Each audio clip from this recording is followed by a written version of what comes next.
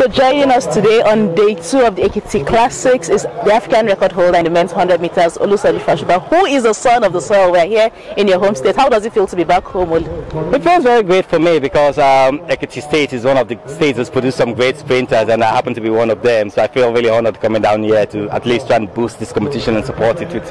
So it appears that it's been long, or we've never really had a competition like this in Ekiti State. How do you feel, that your state is hosting this competition? I feel sad and happy because sad being that I wasn't able to compete here and show what I could do, but really happy that Ekiti is now being known for sprints and we're now getting to have competitions down here. So I only see us going up from here. So what are you expecting in terms of performances here today? Well, the fast time today now has been 10.2. I'm hoping it can get faster with the right conditions, and I'm hoping maybe 10.1 or 10.0 can come there, unless I'll tell the boys I'll come back out of retirement. Yeah, because I saw you practicing a few days back. Some of us are thinking, okay, maybe Olu will come here and just run a bit. Yeah, they were quite lucky. I strained an hamstring that I didn't really have, and I was just kidding. I was just mentoring some kids back in Lagos when I came, and I do enjoy mentoring a lot, and that's why when I'm here, I'm going to help with mentoring some kids on how to have the mindset to get to that level. Because I think most of the kids, we got so much talent in this country, but it's that mindset that they don't have. Because like when I got to the stadium the last time, I was asking the kids, what do you do when you get to a stadium? Oh, I just come and warm up. But no, you've got to understand what kind of track is it? Where is the wind blowing? Is it going to be a hand wind? So these are the kind of things I find out most of Nigerian athletes don't know, and I'm trying to instill that into them. So Olu, your Nigerian and African record is going towards 14 years now, 9.85 seconds. Last year we saw like a kind of, revolution in the men's 100 meter sprint. We saw athletes running fast times, Divine, Raymond, Shekiri. What do you feel about that development? Well, I'm really happy that these guys are putting Nigerian back on the map, because when I was doing it by myself then, and it was more the South Africans were coming. But when I decided to leave suddenly, bearing in mind I was complaining that once I leave, we're going to struggle, and we struggled for about 12 to 13 years, and the artist coming back, I think it gives me joy, and that is why I came out of retirement, not to compete, but to have a vocal voice to tell them, no, don't make the same mistake you made during my time.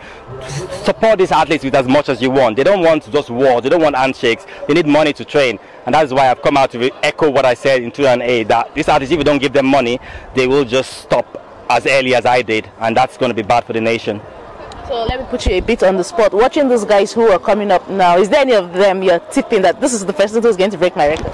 I got asked that question, and I was like, it's a very hard one, because the record for me, everybody's looking at the record, but for me the record is something, it's like a sideline. Having a world championship medal to your name is a big thing. Having an Olympic medal to your name is more of my focus. I think first of all, if the guys can push in to get a relay medal as well, that will really help. But when it comes to tipping on who can break the African record, the money is really tight, because Raymond is doing a good job. Divine is there, but I think it needs a little bit of fine-tuning, but I can't underestimate Chakiri or even Enoch as well. So I'll put my money on 4 of them. I can't put my money on anyone. But if I kind of have a feeling that one of them is going to break it and that one is going to retake it again, that's how I feel it's going to happen. So watching the caliber of young men we have now, this is an Olympic year. What do you think, with your years of experience, Nigeria can do with these young men from now till July? We don't have a lot of time, but talking about a relay medal, for instance, what can be done to help these guys achieve that goal? Individual, I don't want to sound like a prophet of doom, but individual is a bit late now because we've not put in the effort. The guys I'm quite happy the guys have stayed away from the Nigerian politics that's been happening in athletics so far and focused on the training, and they're still dropping fast times. So individually they can do it, but as a nation we've not really supported them to be able to achieve that goal. So it's a 50-50 for them at this moment. I'm not saying they can't do it, they can still do it, but the chances are pretty slim. But for the relays, I think this is the time the Nigeria needs to get them into a camp, some sort of camp outside, and let them start practicing. The British, they're practicing already. The Americans, they'll be doing some kind of secret training already. Why can't we doing that now? We need to start doing that now. But I know that we've got the politics on hand, but this is where I'll use this medium to call them. If you know you really love the sports at hand, come together and start building up what we've got now, get the team in place and get them ready, because with the crop of artists we have, we can get an Olympic gold. So at the Doha World Championships last year, South Africa, broke the African record, which was owned by Nigeria prior to that. Did you have any feeling about that? Well, I felt happy and sad.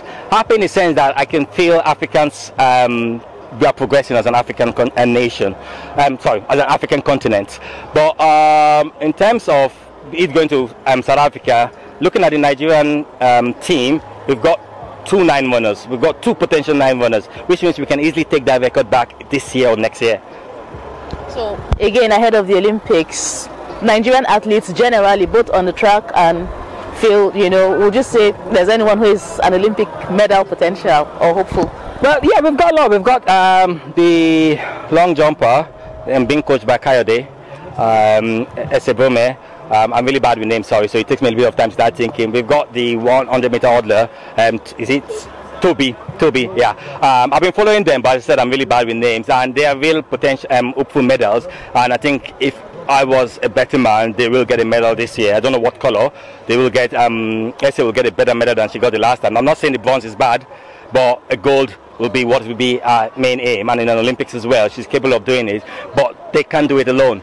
And I will always be the person that will always be shouting, these athletes need support, and that will be the key. If we want them to get it, we need to start training, supporting to them. I'm not saying giving it to them on the day of the Olympics or a week before. We need to start giving them now so that they can have the mindset to know that, yes, the retirement plan is sorted out, all they're thinking about is the medal.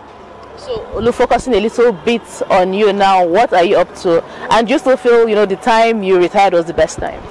Well, I won't really say it was the best time for my career at that moment, but family-wise, it was for me because it's positioned me where I want to be, and I'm quite happy with where I am now.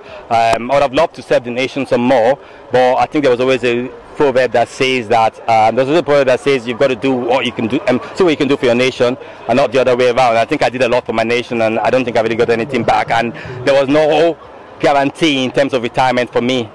Retirement plan. All money I made was from outside, and my state did support me a little bit. Some few banks supported me a little bit, but knowing with the athletes I was competing with then, I knew how much they were getting. It was 100 times more than what I was getting, and their retirement plan had been sorted and mine hadn't been. So I was investing in the sport as well. So I think I had to make my own plan, and that's why I had to do it family-wise. So your kids, how old are they? Is there anyone who is looking like, yes, they're going into athletics? Well, I wanted to say it's going to be my firstborn, which is Annabelle. She's really, really fast.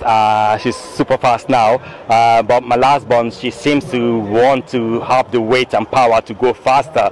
So I can't tip any at the moment now, so I don't have that problem of, oh, why did I say this? Oh, why don't say this? But I do see them running. Most people start asking, oh, what country? That I don't know. I will let them choose whoever they want to run for. So, sorry, I was going to ask you, what part of Ekiti State are you from? Odoado. Odoado, is it close to Ado-Ekiti? It's in Ado-Ekiti. I'm from Ado-Ekiti itself. You know, Odoado in Ado-Ekiti. Thank you so much for speaking to us. You're welcome.